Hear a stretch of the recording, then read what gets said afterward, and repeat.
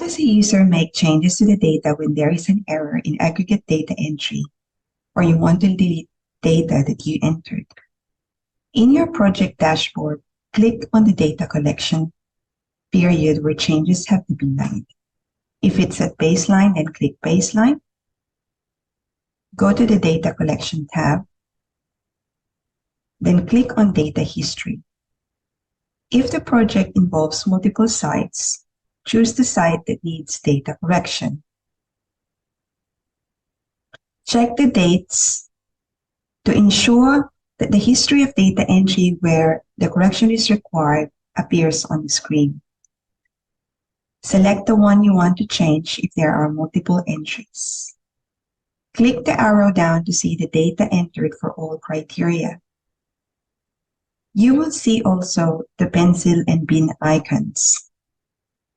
Clicking the bin icon will delete all data entries.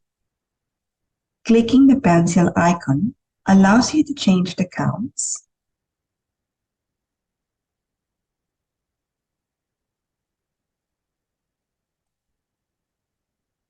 and once you have made the necessary changes, click Save.